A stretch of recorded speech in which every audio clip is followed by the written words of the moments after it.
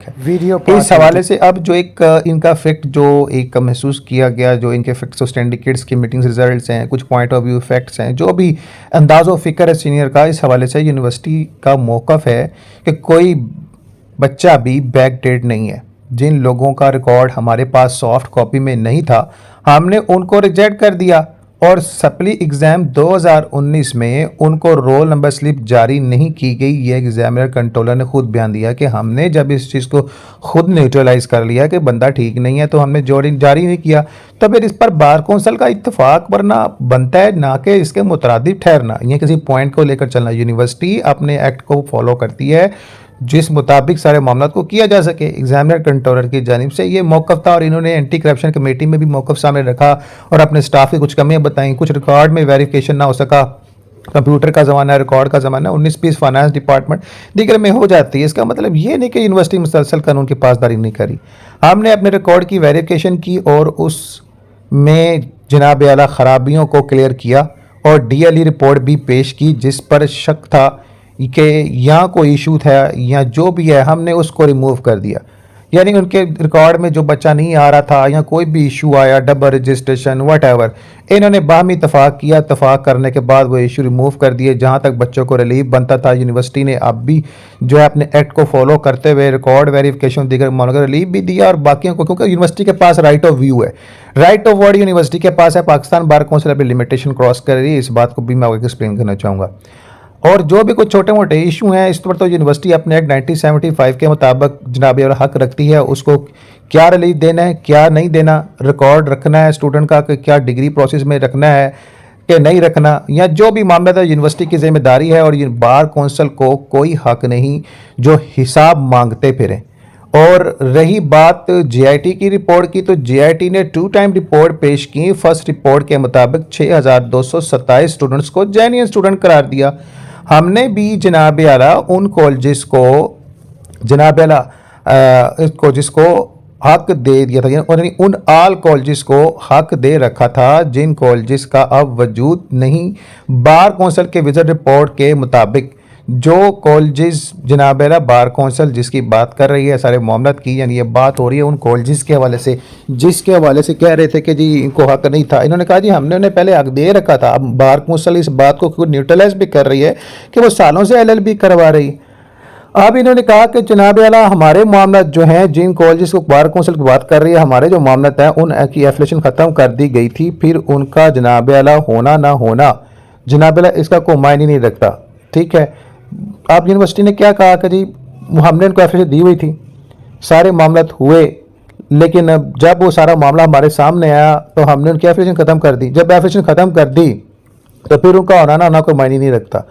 बात रही supreme court के ऑर्डर 2018 की, हमने इसकी पासदारी की और कॉलेज को अलर्ट भी किया कि आप अपनी कमज़ोरियां दूर करें जो हमें रिपोर्ट की गई हैं। रिट पिटीशन 134/2012 ऑर्डर में जो हुक्म आया 2019 SCMR 389 के मुताबिक हमने इंफॉर्मेशन मिली है, हमें इन्हें इंफॉर्मेशन मिली, कोर्ट की जानिब से ऑर्डर आया कि जनाब आला आपकी यूनिवर्सिटीज़ के मामला हैं।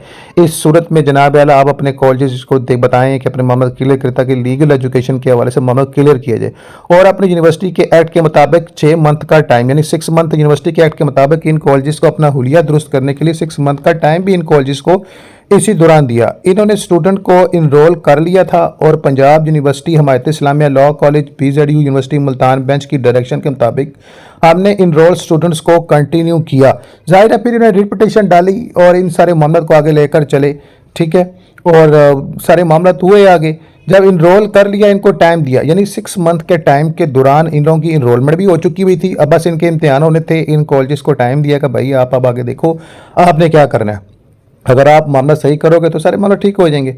और इन्होंने कहा कि जिन कॉलेजेस ने अपनी जो कमियां थी कामयाबी से दूर कर ली या नहीं की, उनकी एफिलिएशन हमने ख़त्म कर दी, यानी जिन लोगों ने कमियां दूर नहीं की थी। और इसी दौरान LLB पार्ट 1 के फर्स्ट एनुअल एग्जाम 2019 भी हो चुके थे, क्योंकि कोर्ट का ऑर्डर था कि जिन्हें आपने रजिस्टर कर लिया ठीक है आप इनका इम्तिहान लें, बाकी रजिस्टर ना करें। 1 जनवरी 2020 को जनाब इनके इम्तिहान हो चुके थे BZU LLB पार्ट 1 वालों के। ठीक है, अच्छा, आप इसमें कहते हैं कि इस महाज पर ये बच्चे यूनिवर्सिटी की जिम्मेदारी बनते हैं जो कि 2019 SCMR 389 के ऑर्डर की तामील में यूनिवर्सिटी की जिम्मेदारी में आता है, क्योंकि इन ऑल स्टूडेंट्स को डाटा हमने ऑनलाइन सॉफ्ट कॉपी में और हार्ड कॉपी में वसूल किया और रजिस्टर रिटर्न कार्ड भी जारी किया। जिन कॉलेजेस को हमने 2022 में 5 साल और 3 साल प्रोग्रामिंग की एफिलेशन से विड्रॉ कर दिया था, कहते हमने इन कॉलेजेस की इनरोलमेंट पहले ही जारी कर दी थी, पार्ट 1 का इम्तिहान भी कर लिया था। फिर जब हमें पता चला कि 6 मंथ के बाद ये अपने मामला ठीक नहीं कर रहे, तो हमने इनकी एफिलेशन को क्या किया, विड्रॉ कर लिया था। फिर उनका 2023 में विजिट हमारी सोच और समझ से बाहर है, यानी फिर बार कौंसिल का और दीगर का वहाँ विजिट करना और कॉलेजेस का जिनको 2022 में ही फारग कर दिया गया है, तो 2023 में विजिट करना हमारी समझ से बाहर है। बार कौंसिल ने जिद पकड़ी है जस्ट के बस हमारी सुनी जाए, बाकी सब खैर है, और जो कि लॉ स्टूडेंट के साथ ज्यादती है। HCC जस्ट वेरिफिकेशन देगी कि जनाब अगर कोई बच्चा 2018 के बाद में 3rd डिवीज़न होल्डर है या उसका BA रिज़ल्ट फेक है या कॉलेज अथॉरिटी होल्डर नहीं था, तो जायज़ नहीं उसका कि वो डिग्री अपनी जारी रखे या उसको डिग्री दी जाए। बैक डेट होल्डर या गवर्नमेंट सर्वेंट और अथॉरिटेड FA के हुक्म के मुताबिक NOC नहीं लिया, यानी बैक डेट होल्डर को भी नहीं, जो FIA के हुक्म के मुताबिक जनाब जिन्होंने NOC नहीं लिया अपने डिपार्टमेंट से और डिग्री कर रहे हैं, उनको जनाब एलिजिबल नहीं समझा जाएगा। बैक डेट से मुराद जिन लोगों का डेटा सॉफ्ट कॉपी में नहीं था। ये कुछ जनाब मेजर फैक्ट हैं जिस पर लास्ट बहस हुई, जो कि इस केस के रुख को चेंज कर सकता है। ये बात भी सच है कि बार कौंसिल जानबूझकर अपनी अथॉरिटी का फ़ायदा उठाकर यूनिवर्सिटी पर दबाव डाल रहा है, यानी बार कौंसिल दबाव डाल रही है। अलबत्ता हक है इसको लीगल एजुकेशन पर वो मेरिट पर लेके आए, यानी लीगल एजुकेशन को मेरिट पर लेके आए, ये हक है उनका, ना कि यूनिवर्सिटीज़ कॉलेजेस पर दबाव डालें। जो हक है वो पेश किया इन्होंने और इस पर कबूल भी किया सारी यूनिवर्सिटी ने। HEC वेरीफाई करता है कि 2018 के इस ऑर्डर के बाद कोई भी स्टूडेंट ऐसा वेरीफाई नहीं किया जाएगा जो लॉ एडमिशन टैक्स के बगैर एडमिशन ले या लॉ गैड के बगैर लाइसेंस ले, या लाइसेंस लेने के बाद बार वोकेशनल कोर्स ना करे। और स्टूडेंट को रजिस्टर करने की जनाब आला बार कौंसिल की ज़िद है कि हमारे भी पोर्टल पर स्टूडेंट को कॉलेजेस की तादाद और स्टूडेंट की रजिस्ट्रेशन हो। गालिबन को 3,000 रुपये फ़ीस भी ले रहे हैं हम स्टूडेंट से, तो फिर ठीक है, इस तरह के मामला बार कौंसिल अपने इख्तियार को इस्तेमाल करते हुए कर सकती है, लेकिन इस बात का जवाब नहीं कि वो कॉलेज से अब कहे ले आओ जी सारा कुछ साढ़े सामने रखो तो साल स्टूडेंट को जलील करे।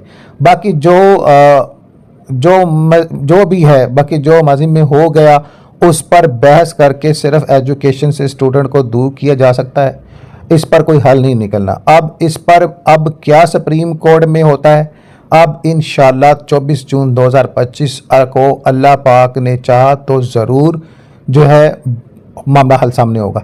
अगर कुछ बच्चे कह रहे बार कौंसिल ने नहीं आना, बार कौंसिल अगर नहीं भी आई, गैर हाजिर रही, तब भी तो मसला कोई नहीं। बच्चों को इंशाल्लाह यूनिवर्सिटी नेक्स्ट मंथ में पोर्टल पर रजिस्टर कर ही लेगी, इंशाल्लाह डिमांड करेगी कि ठीक है नहीं आई तो बच्चों को तो उनसे नहीं रोक सकते, तो फिर देखेंगे क्या करना आगे। शाम की क्लासेस का अब देखते हैं उनको इजाज़त कोर्ट से मिलती है कि नहीं। यूनिवर्सिटी कुछ कॉलेज मेकिंग करती है, यानी कॉलेज बनाती है, क्योंकि स्टडी सेंटर्स बहुत कम है और बच्चों की तादाद ज़्यादा है। अब बाकी इस पे जो भी अब नेक्स्ट होगा अल्लाह से बेहतर कोई नहीं जानता, किसी के पास इल्म नहीं है। बाकी जो नज़रिया और जो भी काबिल बहस 10 दिन की जनाब है जो काला चिट्टा था वो आपके सामने, बाकी ये फैक्ट्स रिपोर्ट्स मजमुआ है इस बहस का।